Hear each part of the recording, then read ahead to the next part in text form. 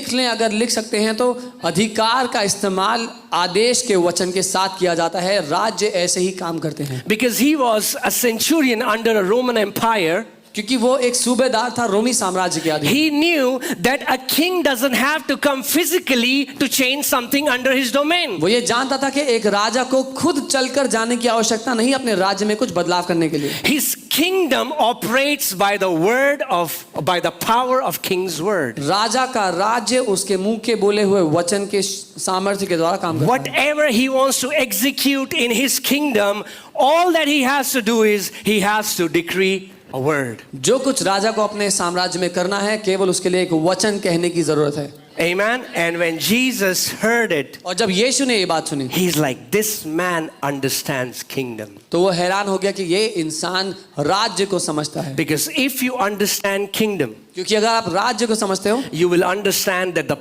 power is in the proceeding word that comes out from the mouth of a king. तो आप जान लेंगे कि शक्ति उस वचन में है जो राजा के मुंह से निकलता है। See, there are so many people who come to church for nice worship, and it's good. बहुत से लोग हैं जो कलीसिया में अच्छी आराधना के लिए आते हैं और वो अच्छी बात है। There are so many people who come to church for a nice sermon, and it's good. कई लोग कलीसिया में अच्छे प्रचार के लिए आते हैं और ये भी अच्छी बात है। There are so many people who come to church because their friends are coming to church, so after church they want to go to movies or cafe or whatever. That's good. कई लोग कलीसिया इसलिए आते हैं क्योंकि उनके दोस्त भी उस कलीसिया में आते हैं, तो कलीसिया के बाद वो लोग साथ में पिक्चर या फिर कैफे जाते हैं, वो भी अच्छा है। Nothing wrong in all these things. इन सारी बातों में कुछ But there are very few people who come to receive the proceeding word of God. लेकिन बहुत ही कम लोग हैं जो उस वचन को ग्रहण करने के लिए आते हैं जो राजा के मुंह से निकलता है। You can hear a sermon and not hear the word of the Lord. आप एक प्रचार तो सुन लेंगे लेकिन राजा के मुंह से निकले हुए वचन को ना सुने, ये You संभव can है। read the Bible and not hear the word of the Lord. आप बाइबल तो पढ़ लेंगे लेकिन परमेश्वर के वचन को ना सुन पाए, ये संभव है। Are you getting what I'm saying? Because most of the time word comes very simply.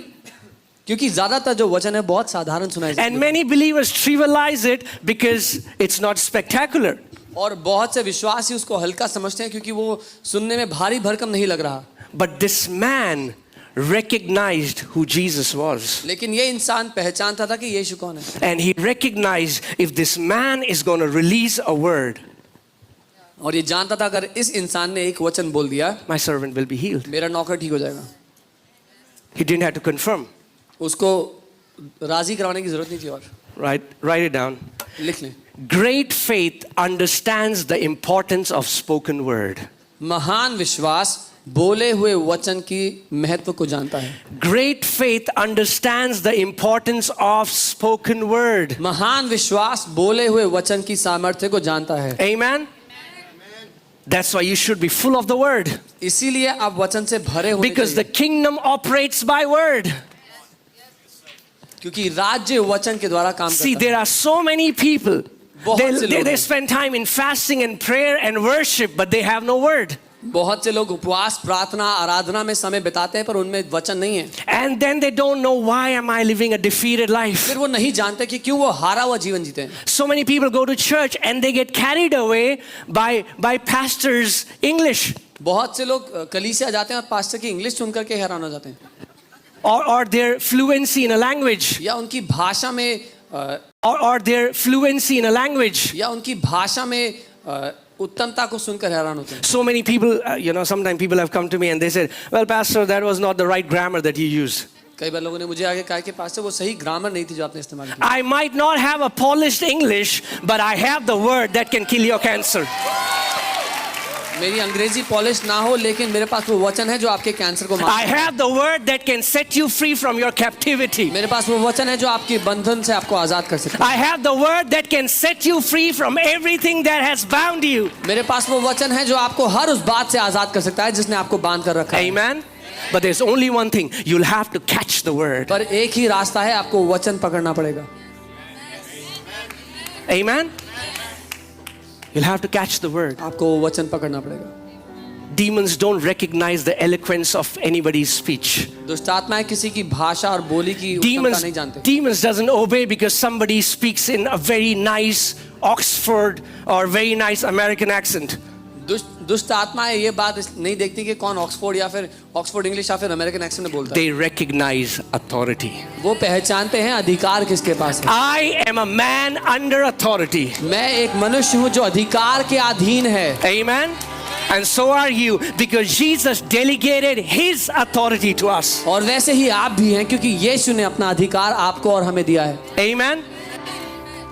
He said in Luke 10:19, he said, behold, that means observe, look at it. You need to behold that Jesus has given you all authority over all kind of enemy. लूका 10:19 यीशु कहता है behold, यानी कि ध्यान से देखो कि मैंने तुम्हें सारा अधिकार दिया है दुष्ट की सारी ताकतों के ऊपर। I have given you authority to trample upon snakes and scorpions and over all the power of the enemy, and nothing shall by any means harm you. मैंने तुम्हें सांपों और बिच्छुओं को रोंदने का अधिकार दिया है और दुश्मन की सारी ताकतों पर तुम्हें अधिकार दिया है, किसी भी बात से तुम्हें कोई भी हानि ना होगी।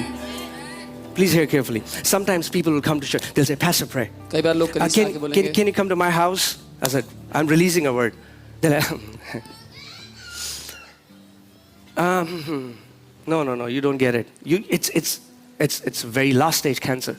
और कई बार लोग कह रहे हैं कि पास्टर आप प्रार्थना करेंगे। मैं बोलता हूँ हाँ, मैं वचन बोल देता हूँ। बोलते नहीं, हमारे घर आइए। It's not anybody's physical presence that kills the cancer.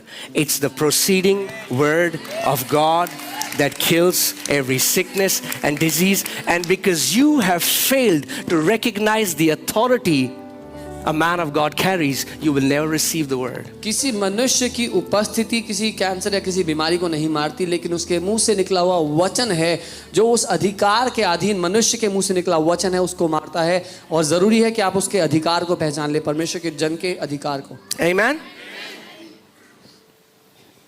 See, I have met some believers, and please understand, I'm just saying this with a very nice heart. I have met some believers. There is no pastor in Delhi that they have not invited to in their home. और मैं कुछ विश्वासियों से मिला हूं, मेरे दिल को समझेगा। कुछ विश्वासी ऐसे हैं, दिल्ली में जितने पास्टर हैं सब उनके घर आ चुके हैं। And it's good. Honor men of God. It's very अच्छी important. बात है, परमेश्वर के लोगों का आदर करें। Right? But just inviting different pastors to your home won't make you live a victorious life. लेकिन अलग-अलग पास्टर आपके घर आए से आप जयवंत जीवन नहीं जिएंगे। Because the same people, when they sit in the church, they sit uninterested. They don't hear the proceeding word. You can feed all the pastors in the entire universe, but if when they are speaking the word and you're distracted and you don't receive the word, transformation isn't going to come. क्योंकि वही लोग जब कलीसिया में बैठते हैं तो वचन में रुचि नहीं रखते, जो वचन दिया जाता है उसमें रुचि नहीं होती। आप पूरे सृष्टि में जितने पास्टर हैं सबको खाना खिला दे, लेकिन उनके मुंह से निकलता हुआ जो वचन है अगर आप वो नहीं खाएंगे तो आपका जीवन नहीं बदलेगा। Amen. See, the servant was hundreds of miles away. उस व्यक्ति का जो नौकर था वो कई सौ मील दूर होगा। And Jesus spoke here. और यीशु यहाँ से बोलता है। He got healed there. वो वहाँ पर ठीक हो जाता है। Because in the spirit realm there is no distance. क्योंकि आत्मिक दुनिया में दूरी नहीं है।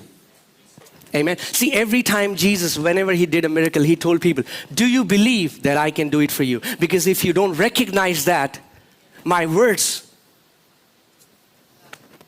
won't do anything for you. जब कभी यीशु ने कोई चमत्कार किया उससे पहले उसने लोगों से पूछा, क्या तुम मानते हो कि मैं ये कर सकता हूँ? क्योंकि अगर नहीं मानते तो मेरे वचन कुछ नहीं करेंगे तुम्हारे लिए। Because the Bible says he went to his own hometown and he wasn't able to do mighty works. क्योंकि बाइबल बताती है वो अपने ही खुद जहाँ से वो था उस जगह पर गया और बड़े काम नहीं कर पाया। Because so many people, like they looked at Jesus, they said, isn't he like a carpenter's son? और लोगों ने कहा क्या ये उस बढ़ई का बेटा नहीं है? But when centurion looked at him, लेकिन जब सूबेदार ने उसको देखा, he said, he's a man of authority. सूबेदार ने कहा ये अधिकार के अधीन And मनुष्य he है। understood authority. और वो अधिकार को समझ गया। Amen? Are you guys with me? मेरे साथ हैं। Sermon is for everyone. प्रचार हर एक के लिए है। Hear this carefully. सुनिएगा, Sermon is for everyone. प्रचार हर एक के लिए है। But few catch the proceeding word. लेकिन कुछ हैं जो उस वचन को पकड़ लेते हैं।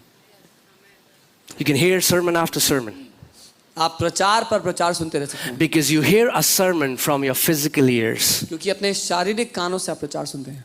but you hear the proceeding word from the ear of your heart. लेकिन जो भेजा गया वचन है वो अपने हृदय के कानों से सुनते हैं. Amen. That's why Bible kept saying again and again and again, that if in Revelation, for 7 churches, Jesus said it 7 times, that he who has an ear, let him hear what the Spirit is saying to the churches. इसीलिए Bible बार बार इस बात को दोहराती रही. प्रकाशित वाक्य में यीशु ने 7 कलीसियाओं से 7 बार ये बात कही, अलग अलग बार कही कि जिसके सुनने के कान हो वो सुन ले कि आत्मा कलीसिया से क्या कहता है. Now, Jesus, everybody has ears. यीशु हर एक के पास कान है. What are you saying? क्या कह रहे हो? No. You don't hear the proceeding word through these ears. भेजा हुआ वचन इन कानों से नहीं सुना जाता. Don't miss the proceeding word because you are distracted by the external. भेजा गया वचन इस वजह से ना गवा दे कि आपका ध्यान इधर उधर भटका हुआ है. Amen? Are you getting what I'm saying?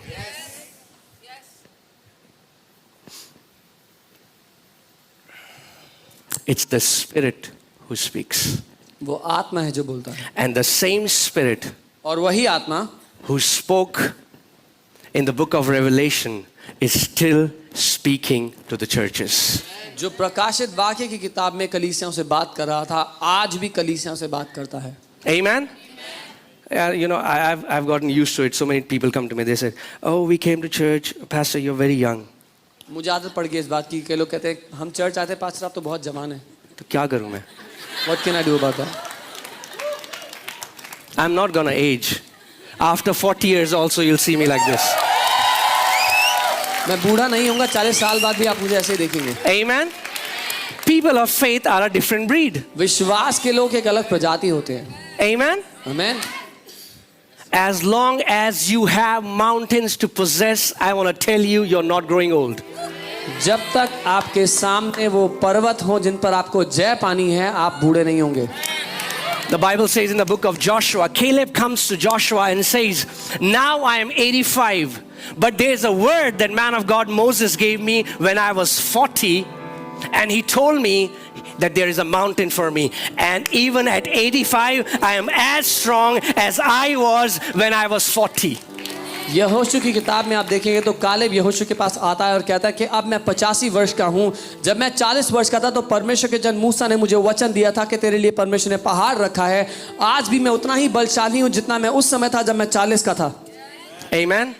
You start aging when there is nothing left for you to possess. When you have given up. आप तब बूढ़े होने शुरू होते हैं जब आपके पास कुछ भी ना बचा हो कब्जे में लेने के लिए, जिस पर जय पानी हो. But if there are promises that are in front of you that you want to possess, you are not growing old. लेकिन अगर वायदे हैं जो आपके सामने रखे हैं जिन पर आपको जय पानी है तो आप बूढ़े नहीं होंगे. That word will keep you alive and strong. वो वचन आपको जीवित और शक्तिशाली रखेगा. And God is not a respecter of person. और परमेश्वर पक्षपाती नहीं. Caleb wasn't special to God. Caleb कोई खास नहीं था. The Bible clearly says he had a different spirit. Bible साफ बताती है उसकी एक अलग आत्मा थी उसके. What was that spirit? क्या थी वो आत्मा? He had the spirit of faith. विश्वास की आत्मा थी उसके पास. At 85, he wasn't searching wrinkles. At 85, he said, "Give me my mountain. I want to possess it. It's my inheritance." 85 की उम्र में वो झुर्रियां नहीं तलाश रहा था. वो कह रहा था मुझे मेरा पहाड़ चाहिए, मेरी विरासत मुझे दो. Amen? Yeah, coming back to the message.